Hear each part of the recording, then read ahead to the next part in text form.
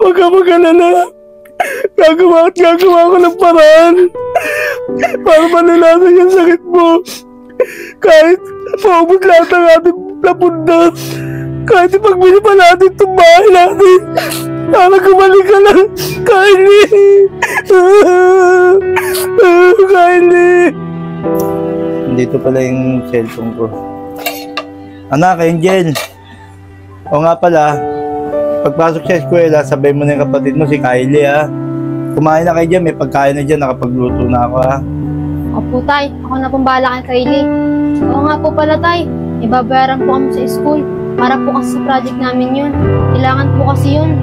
Ah, ganun ba, Angel? Magkano naman yung babayaran mo sa eskwelahan? Eh, tay, medyo mahal po. 500 po. Ganun ba, Angel? Malaki nga babayaran mo sa school. Sige, may pera pa naman tayo rito. Uling pera na lang natin to. Binabudget ko kasi to. Ito, Angel, oh. Ito, may 50 pa ako dito. Ito, pangkain ko na lang sa trabaho. Pero, bayaran mo na yun sa school. Susubukan ko na lang bumali sa boss ko mamaya. Para may pang-budget pa rin tayo para bukas. Pasok na ako sa trabaho, Angel, ha. Yung kapatid mo, gisingin mo na mamaya para makakain na kaya, ha. Opo, tay. Sige. Ingat po kayo sa trabaho, tay. Agustin, buti naabutan ko kayo. Manghiram sana ako ng pera, eh. Hindi pa kasi kami kumakain ng anak ko. Tanghali na, Randy, hindi pa kayo kumakain ng anak mo. May pera ako kanina, binigay ko sana ko kasi may babayaran ako sa eskwela. Pero kahit paano, may pera pa rin ako dito, 50. Ayun, papera ko na sa'yo para makakain na kayo mag-ama. Maraming salamat po, Kuya Agustin. Malaking tulong na rin po sa amin to. Makakain na po yung anak ko. Kaya niyo po, Kuya Agustin. Pag marami na ako nakuha kalakal, babayaran ko po kayo. Naku ba, Randy? Huwag mo na muna isipin yun. Ang mahalaga, makakain mo na kayo ng anak mo.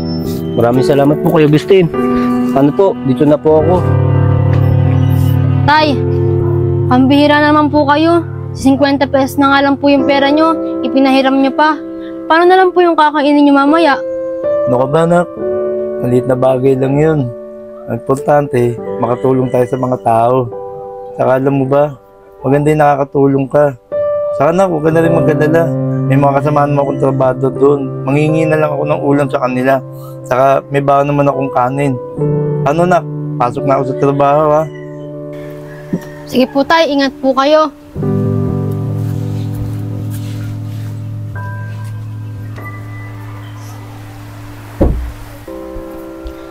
Kylie. Gising na. Kakain na tayo.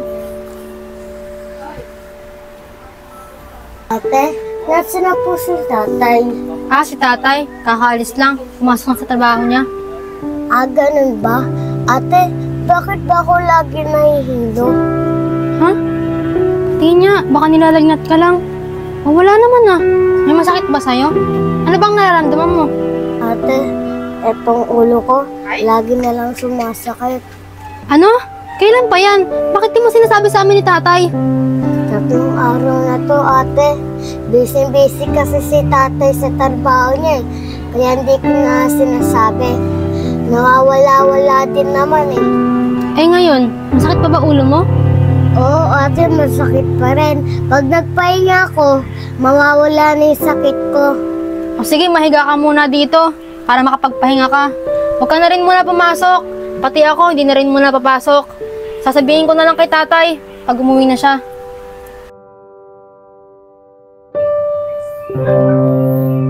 Sige, Angel. Pantayin mo na lang muna itong kapatid mo. Kakausapin ko na rin yung teacher nyo na hindi kayo makakapasok. Kasi, paiba-iba kasi yung panahon nyo, kaya nahilo tong kapatid mo. Sige po, tay. Ayoko rin naman pong pumasok. Kasi ganyan po yung kalagayan ni Kylie. Babantayan ko po muna siya. Sige na, Angel. Ipapaalam ko na lang sa teacher nyo. May awa naman ng Diyos. Baka bukas gumaling na itong si Kylie. Sige na, Angel. Papasok na ako sa trabaho, ha. Sige po, tay. Ingat po kayo.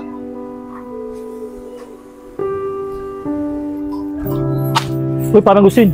Buti naabutan kita. Sakto, may sabihin sana ako sa'yo. Oh, parang Lando. Ano yung sasabihin mo sa akin? Pero kailangan ko sabihin sito, parang Agustin. Kasi yung asawa ko, mga anak na. Kailangan ng pera. Wala pa mo kasi naipon na pera. Wala akong malapit ng iba, kundi ko lang naiisip ko, parang Agustin. Ah, ganun ba, pre? Congrats ha, lalabas na yung anak mo. O nga pala pre, may pera ako dito, 5,000. O pre. O nga pala pre, huwag mo naman naisipin yan, paano mo babayaran sa akin yan. Ang importante, lumabas na yung anak mo, maayos. Naku pre, maraming salamat pinakutang mo sa akin itong pera to. Ang laking tulong sa akin to sa asawa ko. Pre, maraming salamat sa iyo pre. Huwag ka mag-alala pre, babaya ko sa ito. Pag nakaluwag-luwag ako.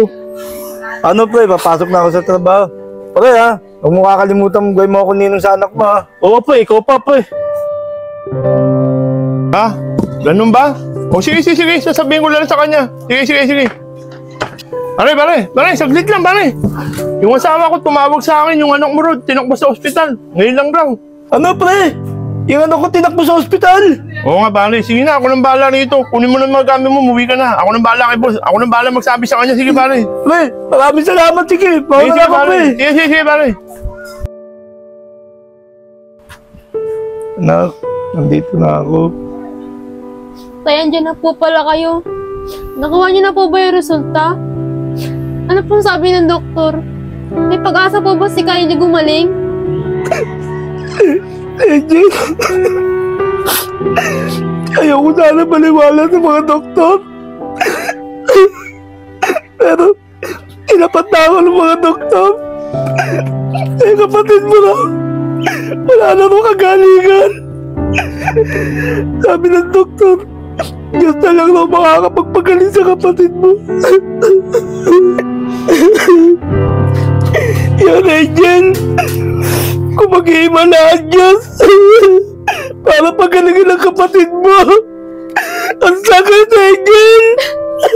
Ang hirap tanggapin, Angel.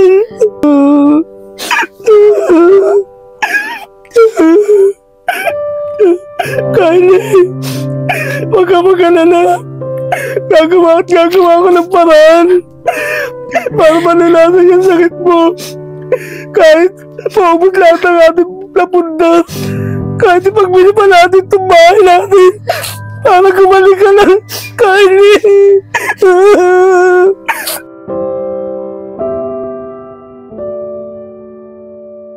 Parang Gustin, pasensya ka na parang Gustin ha. Baka hindi ko mabili yung mga gamit sa bahay. Kasi, kapapangarap ng misis eh. Alam mo naman, galing ako sa gastos. Siguro, Agustin, sa iba mo lang alok yan. May utang pa ako sa'yo. Nahiya na nga ako sa'yo. Huwag kang mag-alala, parang Agustin. Pag nakaluwag-luwag ako, pabayaran talaga kita. Ganun ba, parang Lando? Alam ko naman, naiintindihan naman kita. Galing ka sa gastos. Pasensya ka talaga, parang Agustin ha. Sige, parang Lando. Alis na ako.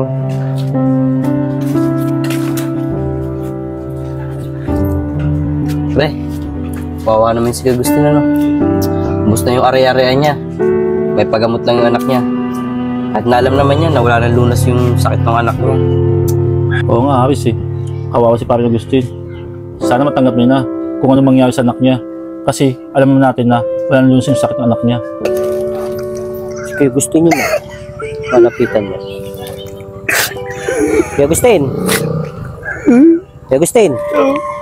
Gabing-gabi na, bakit nandito pa kayo? Saka Kuya Agustin, bakit po kayo umiyak?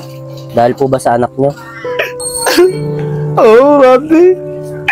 Hindi ko na alam kung anong gagawin ko. Kung saan ako maghanap ng pera para mapagaling kay anak ko. Randy, matalungan kita. Sa oras na kailangan mo ng tulong, pero wala kang malapitan. Sino pa tutulong sa'yo, Randy? Kuya Agustin, meron pa po tayong isang malalapitan. At siya po yung makapangyarihan sa lahat. Saka, sa kanya rin po ako humingi ng tulong pag walang-wala po ako. Tara po Kuya Agustin, samahan ko po kayo.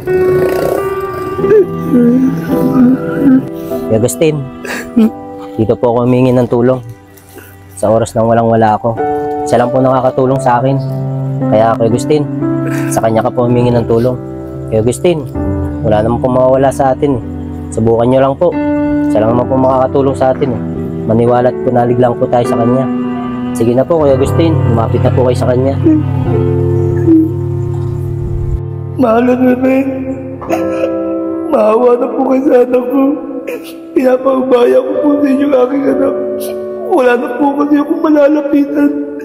Kayo na lang po. ang makapagpagaling sa anak ko. Nagsusumama po ako sa inyo na sana po pagalingin niyo po ang aking anak. Parang awa niyo na po, mahal na Beren. Maawa na po kayo sa anak ko. Nananampalataya po ako sa inyo. Pag nakikita ko po ang anak ko, para po akong kanila nauupos. Masyado pa ako siyang bata. Kung pahintulutan niyo, ang buhay ko na lang ang kapalit ng buhay ng anak ko. Maawa na po kayo sa kanya. Pinapabaya ko na po sa inyo ang anak ko. Sana po pagalingin niyo po siya. Mahal na Mama Mary.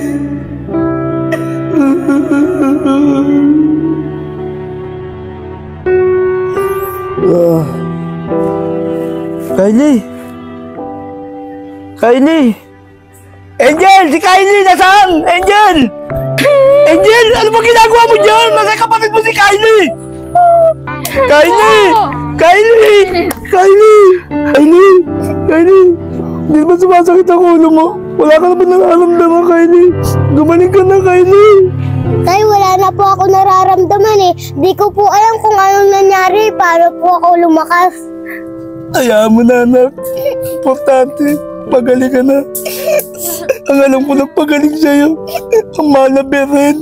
Maraming salamat po, mahal na Beren. Pinagaling na po yung anak ko. Salamat po.